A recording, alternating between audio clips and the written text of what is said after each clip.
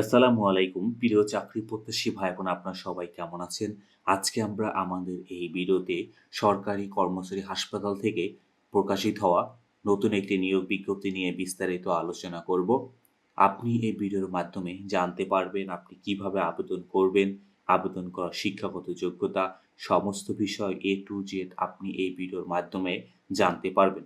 চলুন কথা না বাড়িয়ে তবে মূল ভিডিওতে প্রবেশ করি। মূল ভিডিওতে প্রবেশ করার আগে আপনাদের কাছে একটি অনুরোধ, আপনি যদি আমাদের চ্যানেলে নতুন হয়ে থাকেন, তবে আমাদের চ্যানেলটি সাবস্ক্রাইব করতে ভুলবেন না। আমাদের চ্যানেল বাংলাদেশ থেকে প্রকাশিত হওয়া সকল ধরনের সরকারি বেসরকারি নিয়োগ বিজ্ঞপ্তিগুলো নিয়ে বিস্তারিত আলোচনা করে থাকে।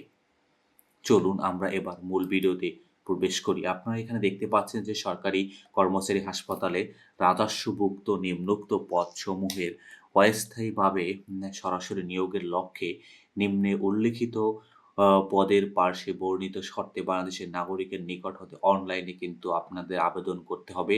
আপনাদের কিন্তু skh.teletalk.com.bd এই ওয়েবসাইটের মাধ্যমে কিন্তু আপনাদেরকে আবেদন করতে হবে। এখানে প্রথম পদ হলো অ্যানেস্থেটিস্ট পদে তারা মূলত ২ জন লোক নিবেন। কোনো শিক্ষিত বিশ্ববিদ্যালয় হতে ডিপ্লোমা ইন নার্সিং এবং বাংলাদেশ নার্সিং কাউন্সিল কর্তৃক নিবন্ধিত।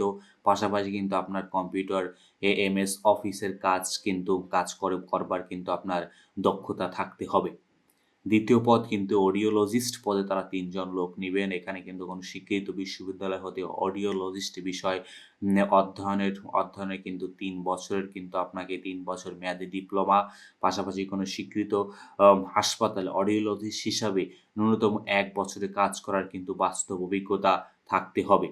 অকুপেশনাল থেরাপিস্ট পদে কিন্তু তারা মূলত ৪ জন লোক নিবেন। কোনো স্বীকৃত বিশ্ববিদ্যালয় হতে কিন্তু অকুপেশনাল থেরাপিস্ট বিষয়ে স্নাতক, পাশাপাশি কোনো স্বীকৃত হাসপাতালে অকুপেশনাল থেরাপিস্ট হিসাবে ন্যূনতম ১ বছরের কাজ করার বাস্তব অভিজ্ঞতা এবং কম্পিউটার এমএস অফিসে কাজ করবার কিন্তু দক্ষতা থাকতে হবে। ৪ নম্বর পদ হলো স্পিচ অ্যান্ড ল্যাঙ্গুয়েজ থেরাপিস্ট পদে তারা মূলত ২ জন লোক নিবেন। কোনো স্বীকৃত ইনস্টিটিউট হতে স্পিচ অ্যান্ড ল্যাঙ্গুয়েজ থেরাপিস্ট বিষয়ে ন্যূনতম ৩ বছর মেয়াদী ডিপ্লোমা ডিগ্রিধারী, পাশাপাশি কিন্তু কম্পিউটার এমএস অফিস কিন্তু কাজ করার কিন্তু আপনার দক্ষতা থাকতে হবে। ৫ নম্বর পদ হলো নিরাপত্তা কর্মকর্তা। এখানে মূলত তারা ১ জন লোক নিবেন এবং সেনাবাহিনীর অবসরপ্রাপ্ত সার্জেন্টরাই শুধু এখানে আবেদন করতে পারবেন। এবং ৬ নম্বর পদ হলো কম্পিউটার অপারেটর পদে তারা ২ জন লোক নিবেন।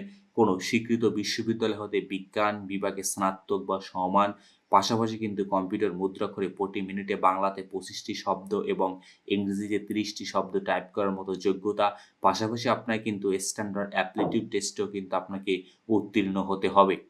ইপিআই টেকনিশিয়ান পদে তারা ৩ জন লোক নিবেন। কোনো শিক্ষিত বিশ্ববিদ্যালয় হতে ২য় বিভাগ বা ২য় শ্রেণীতে কিন্তু আপনাকে স্নাতক কমপ্লিট করতে হবে। পাশাপাশি কোনো স্বীকৃত বিশ্ববিদ্যালয় হতে ইপিআই টেকনিশিয়ান হিসেবে কাজ করার ন্যূনতম ১ বছরের অভিজ্ঞতা থাকতে হবে। ৮ম পদ হলো হিসাবরক্ষক পদে তারা মূলত ১ জন লোক নিবেন। কোনো শিক্ষিত বিশ্ববিদ্যালয় হতে ব্যবসা বা বাণিজ্যিক শাখায় যদি আপনি ২য় শ্রেণীতে অনার্স করে থাকেন তাহলে কিন্তু এখানে আবেদন করতে পারবেন।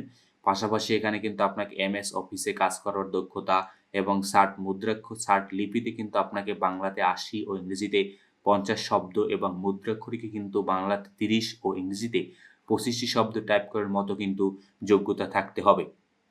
হিসাবরক্ষক পদে সাধারণত কিন্তু ষাট লিপিকার কিন্তু চাওয়া হয় না। তবে এখানে কিন্তু তারা এই বিষয়টি উল্লেখ করছে যে আপনার কিন্তু ষাট লিপি পারতে হবে হিসাবরক্ষক পদে আবেদন করার জন্য। সহকারী লাইব্রেরিয়ান হিসেবে তারা ১ জন লোক নিবেন। কোনো শিক্ষিত বিশ্ববিদ্যালয় হতে ন্যূনতম ২য় শ্রেণী বা সমান সিজিপিএ সহ গ্রন্থাগার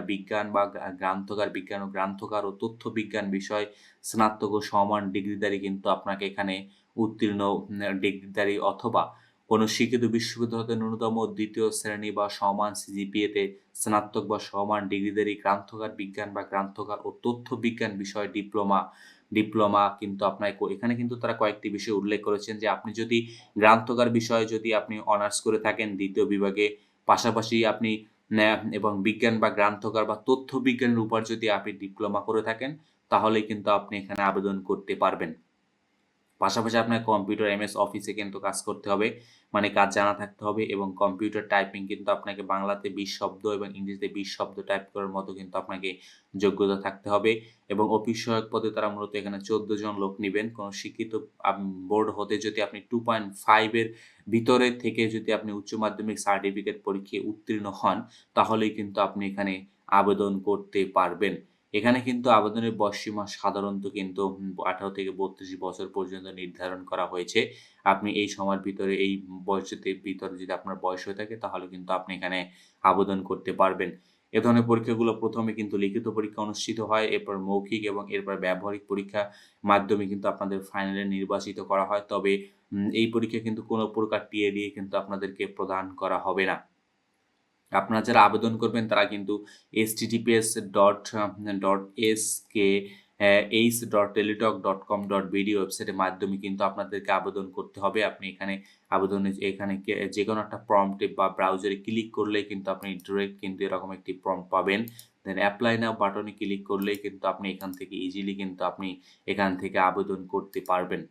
এবং আবেদন জমা কিন্তু শুরু হয়েছে ১৮/৬/২০২৬ তারিখ থেকে এবং আবেদনের শেষ সময় হলো ১৪/৭/২০২৬ তারিখ।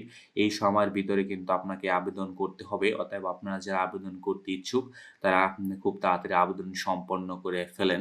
তো ধন্যবাদ আপনাদেরকে এতক্ষণ আমাদের সাথে থাকার জন্য।